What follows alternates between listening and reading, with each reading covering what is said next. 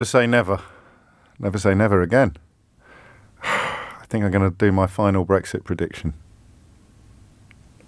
I'm just looking at Barnier at the 3 p.m. today, the explanation to the European Parliament and the infernal fish question. And I can't see it not happening. I can't see there not being a deal now. And here is what I think is going to happen. They will announce the free trade agreement, possibly before Christmas. I'm not doing predictions on timings. And it will involve quite serious concessions from Boris Johnson on the publicly stated desire with regard to fish.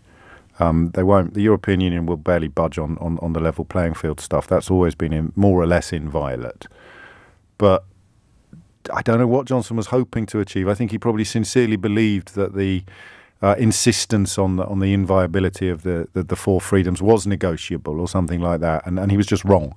But anyone could have made that mistake. I'm not being glib or facetious. Even I could muster up when I wanted to, just a sense that, well, you can't treat a country that's leaving after 50 years, give or take, in exactly the same way as you treat a country that had never been a member at all.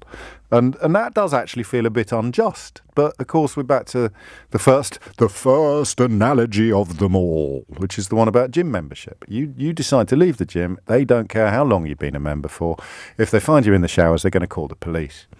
So, and on the fish, it's going to be sufficiently complicated to get over the line. So, 5-year phase-in periods with a compromise also likely on the application of tariffs. The Guardian reports possible export bans on goods where fishing access changes after the phase-in period. Are you bored yet? So the real headbangers, the people who I was really thinking of when I said eventually if we don't call them out for their nonsense, then we will end up shouting about fish and nothing else. Okay, so they will not be happy. Those people will not be happy, but they will never be happy. Many of them have already moved on to other things, like claiming that we don't need lockdowns. So there will be a deal. It will involve the European fishing fleets pledging to reduce their catch in British waters by X percentage points over X number of years. That is what they're now arguing about, I understand. That's not a prediction, that's just reading. So the reduction, and it's all meaningless, of course, because the quotas largely flogged off the foreign fishing vessels anyway, but it doesn't matter. Fish, fish, fish. It's all that was ever going to be left on the table if we didn't come to our senses in time, and we didn't, and that ship has sailed. That trawler has disappeared over the horizon, and we are where we are. I don't think that the tale of the furiously hard-of-thinking conservative backbenchers is going to wag the dog on this one. I think Johnson is going to tell them, tough, we've got to sign a deal. I mean, just look what happened. Turns out we don't control our borders. You can only ever control half a border. This is the point that Brexit missed in its most fundamental essence. You can only ever control your side of a border. And if you don't understand, have a look at the M20. That's our border. How much control are we exercising over it at the moment, lads?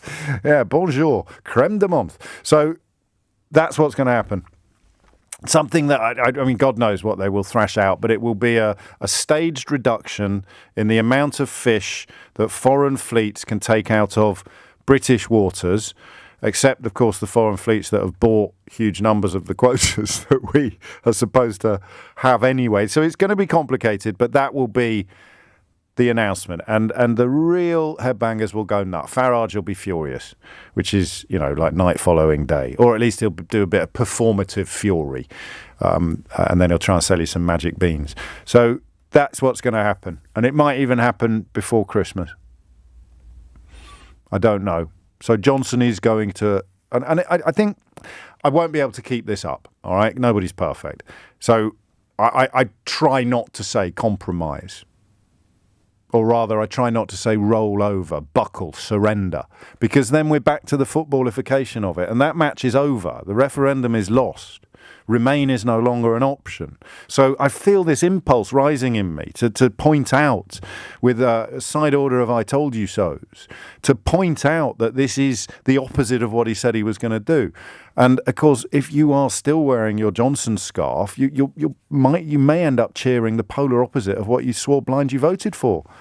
But it doesn't matter. We can only play the game that is currently underway. And that is, can we please rescue some sort of free trade agreement from the chaos and carnage of Brexit? Particularly now that we've seen just how much control we exercise over the Dover to Calais crossing. And I think he will compromise, and that's a good word, and it's a good thing to do.